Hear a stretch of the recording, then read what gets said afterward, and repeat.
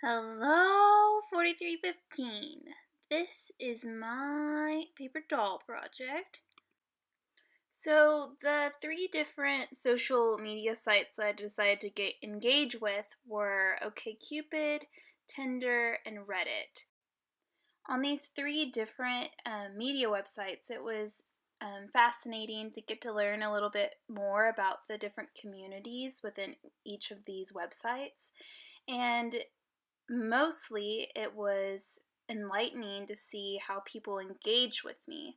I took on three different personas. I'll go through those in just a second about my people that I was pretending to be, and I will also show you the connections and the interactions I recorded with people on these sites.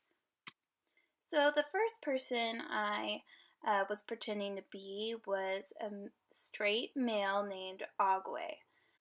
I chose this name for my person because it means water. I said that he was from Jamaica and he is now living and searching for a relationship in Sydney, Australia. I've always been fascinated by Australia and Jamaica, so I thought, why not? What the heck? I'm not even a real person. So I combined those two and made this man. When creating Agwe's profile for his ethnicity, I put that he was black and other.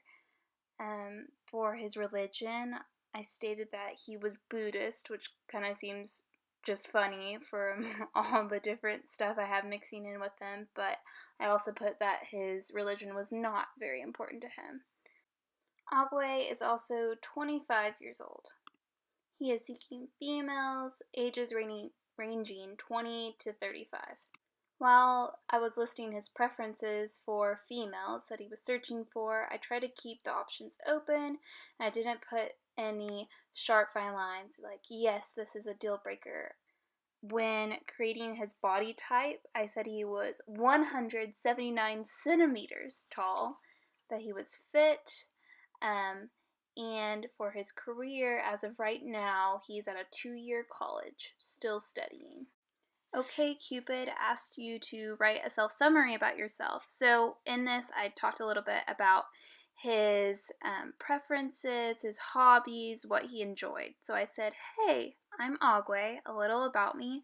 I'm spontaneous and I love planning things at the last minute. My friends and I like to arrive at parties late in the night. Nothing compares to nightlife with my friends. I hate structure, but I know I could use a bit more in my life. Although I like a good party, people know me to be more of a midday coffee drinker. I enjoy surfing, music, and fish. I definitely enjoy the social scene, but nothing compares to home, friends, and good vibes. My overall goal for Agwe was to have him be a pretty down-to-earth guy, nothing too crazy. I try to include pictures of him with friends and in the outdoors. The pictures I used I got from someone's Twitter, and the real guy that I got them from, I have no idea who he is, but he looked to be like some sort of Christian rapper, I think in the United States, so very random. So while I started getting people responding to me or trying to connect with me, I noticed that Agwe was a pretty big hit. Here I have just a video of me scrolling down of all the girls that tried to connect with us. I did respond to some of the girls through the communication site. Most of the time I would send them a message, but they would not send me a message back. OkCupid's really big about trying to get you to pay to see who's matching with you and try to continue the communication through the website. So I didn't pay for it, so I didn't get much interaction through that, but as I pretended to be Agwe, it felt really weird because I'm not a male and I'm not living in Australia. So trying to respond to them in a proper manner was difficult. So the next site I used was Tinder, and on this site I was really wanting to get some communication, interaction with others. So my roommates helped me come up with this girl. So the person that we created was Lexi. I got the photographs from my roommate Delaney, and these are photographs of her cousin. And so uh, we use them to try to make a profile on Tinder. Lexi is out of college. She's a working woman of 25 years old. Like I said, we made her a dental hygienist because it seems like everyone's a dental hygienist on the internet. She is bisexual, so she likes men and women, so she's seeking both. She really likes the party life. She loves the sea and the ocean, wishes she could travel more to the beach. As you can see, her body type is very curvy. She's not too big, not too small. We wanted Lexi to seem relatable, but also edgy, kind of punky, someone that you'd want to go hang out with. She's about 5'6", 5'5", moderate height, blonde. Lexi is not religious. She's from the United States, born and raised in Texas. So, right off the bat, we started liking people, swiping right, I think is what you call it. We just kept swiping, trying to get anyone and everyone to like us. And sure enough, we got immediate results. As you can see here, these are all the people that started to connect with us. We kept on saying, it's a match, it's a match. Something to note, we did have significantly more guys connect with us than girls. Out of everyone we had, I would say we had around 40 guys connect with us, but only about 4 girls ended up actually matching. Before we started actually getting messages, I had anticipated that a lot of people would probably approach us in a more vulgar, more sexualized manner, and my predictions were right. Soon on the screen you'll see some of the messages that we received from others. I also found that when the guys connected with us, it was almost always like a joke or something very sexual, something basically like, will you come sleep with me? Girls, when they responded to us, it was normally like, oh, how's your day going? Or with we had one girl send us all these memes and GIFs, which was kind of funny and entertaining. Another girl also responded like, oh my goodness, you're so beautiful. You make me look like a potato. I thought that was really sad. And out of all the guy reactions that we received, none of the guys put themselves down on the page. So I thought it was interesting to see how when one of the girls reacted to us, she was actually putting herself down to try to make us feel better. Another thing to note with my experience with Lexi is that we did have the setting in Lubbock, Texas. Unlike Agwe, who was all the way out in Sydney, Australia, it was harder to connect with that interaction. But with Lexi, seeing that this is how people actually react in our own community, that it was disturbing and kind of unsettling. I've never been on Tinder or dating sites like this, so getting to experience a little bit about what this world is like for others was eye-opening for me. It's definitely a different perspective taking. Here's a girl that I just got her profile from, but she's a transgender female, which I thought had an interesting kind of story. I think the favorite comment that I got out of all of them was this very final one here that says, I'm trying to figure out if I'm going to end up on a catfish TV show if I message you. For my final person, I used Reddit and I became a single dad named Wiley. This was definitely my favorite person to become. After being Lexi with all that filth and ugliness, it was so nice to find a wholesome single dad. So Wiley is a single dad. He's in his late 30s, about 36, 37.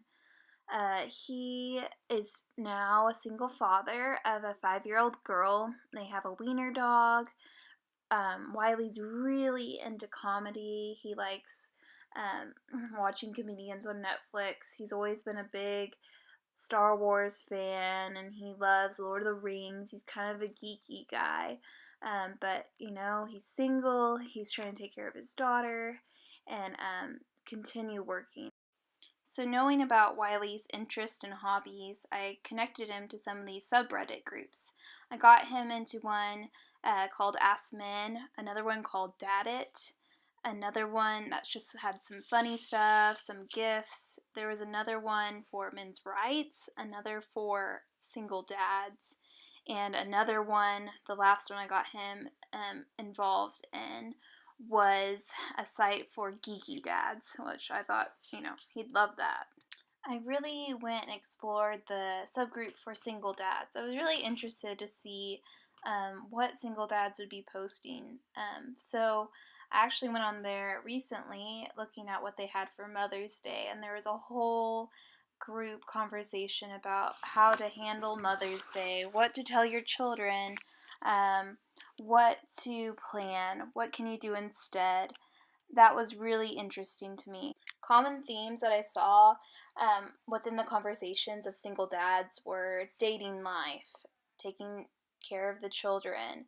A lot of people were talking about law troubles, like how do I make sure my custody stays with my child, arguments about who gets to take care of the kids. Another thing to know on Reddit is each of the communities that you get to be involved in, each community can create their own community rules. So some sites, they require you to, refrain from asking certain topics. Others, I know the one on the dad page, if a subtopic had been started, say the one on Mother's Day, you couldn't, as a member of the group, go and create another one. Everything had to be within that one string or thread of conversation.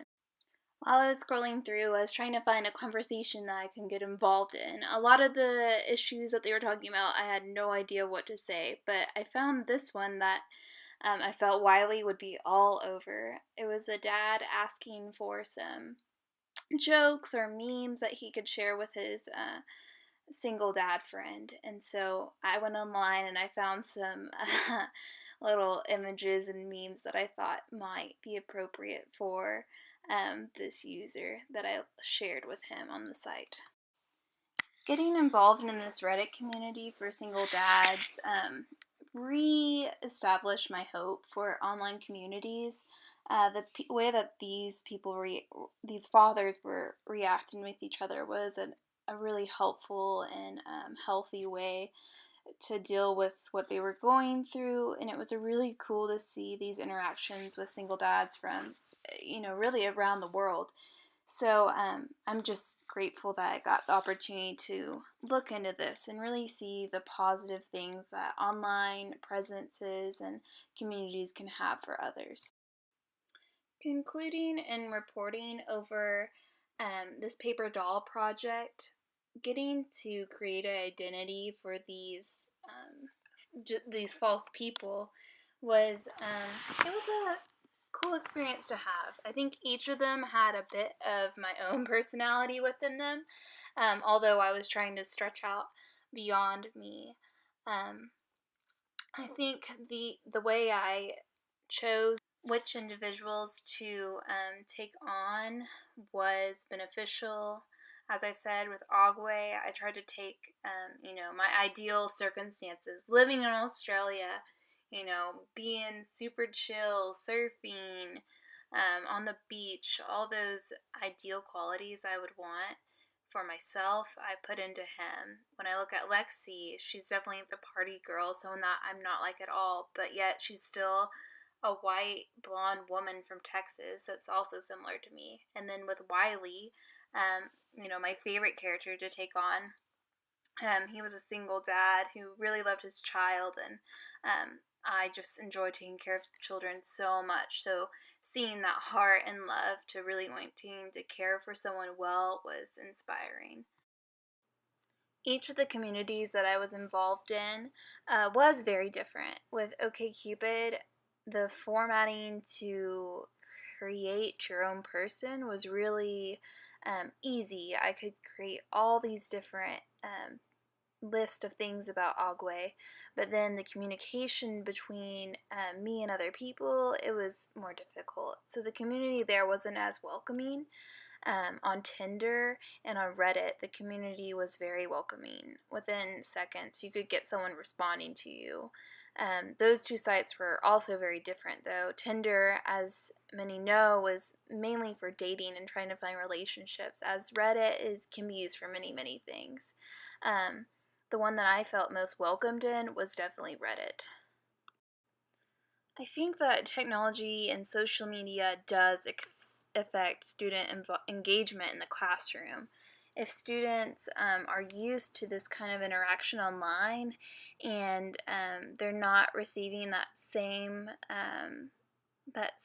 instant connection in the classroom that they feel online, I could understand why they'd become disengaged. We can definitely use technology in our lessons for our classrooms, especially if we know that using that technology will encourage students to engage in their own learning. Um, Also, creativity can totally be fostered through social media.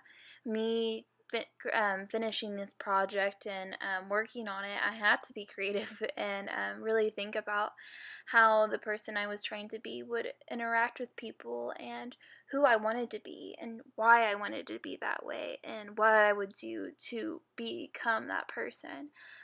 There's so many ways that we can use technology. After this experience, I do think it is useful for my teaching and my continued learning about technology and social media. I got to interact and engage with different websites that people are using that I wouldn't have before, and I'm just grateful for this experience. So thanks for watching my paper doll project, and I hope you guys have a wonderful rest of your summer. I enjoyed making this video. It was definitely a different experience trying to present through an online video than in person, but I hope you guys learned something through this. Thank you very much. Bye.